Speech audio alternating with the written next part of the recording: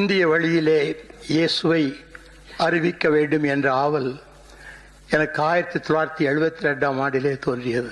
மற்ற இனத்தார் யாவரும் தீயவர்கள், தாங்கள் மாத்திரமே தேவப்பிள்ளைகள் என்று நினைத்த யூதர்களைப் போல இந்தியாவிலே பிராமணர்கள் தான் தங்களை எல்லாவற்றுக்கும் மேலான ஜாதியார் என்றும் மற்றவர்களை எளியவர்கள் என்றும் எண்ணி வந்த காலத்தில் என்னுடைய சிறிய வாழ்க்கையில்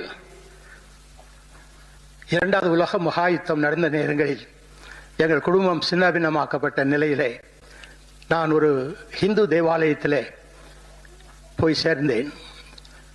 அங்கு எனக்கு ஆகாரம் கிடைத்தது, அதனால் அவர்களை நேசித்தேன். ஆனால் எனக்குள் எழுந்த சில கருத்துக்கள், நான் அதிகம் கல்வி பயின்றவன் அல்ல, ஆனால் வேதங்களிலே உள்ள அநேக கருத்துக்களை நான் ஆவலுடன் கேட்பேன். சில ஆண்டுகள் மனப்பாடம் பண்ணி ஒப்பித்தேனே தவிர அதனுடைய விளக்கங்கள் எனக்கு தெரியாது. ஆனால் கேள்வி கேட்பவர்கள் எனக்கு சரியான பதில் சொல்வதும் இல்லை. ஆகவே என் இளம் வயதிலே இதற்கு மாறுபாடான கருத்துள்ள திராவிடக் கழகத்திலே பற்றுள்ளவனாக்கி கடவுள் இல்லை, மதங்கள் பொய் என்று என்னுடைய இளம் வயதிலே 19s அந்த காலங்களிலே 19வது வயது நடந்து கொண்டிருக்கும் போது மிகவும் தீவிரமாக இருந்தேன்.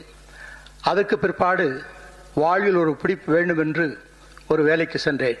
இதெல்லாம் நான் ஏன் சொல்றேன்னா, என் வாழ்க்கையிலே நான் எத்தனை முயற்சி செய்தும் அத்தனை முயற்சிகளும் தோல்வியிட்ட போது கிறிஸ்து இயேசு ஒருவர் என்பவரை அறிந்து கொண்ட நாள் ஒன்று வந்தது. அன்றிலிருந்து கர்த்தர் என்னை படிப்படியாக உயர்த்தி இருக்கிறார். ஆக இந்த இயேசு கிறிஸ்துவுக்கும் நான் படித்த இந்து வேதங்களில் உள்ள கருத்துக்களுக்கும் ஏதாகிலும் ஒரு சம்பந்தம் இருக்க வேண்டும் என்ற ஒரு ஆர்வம் என்னை தூண்டியது.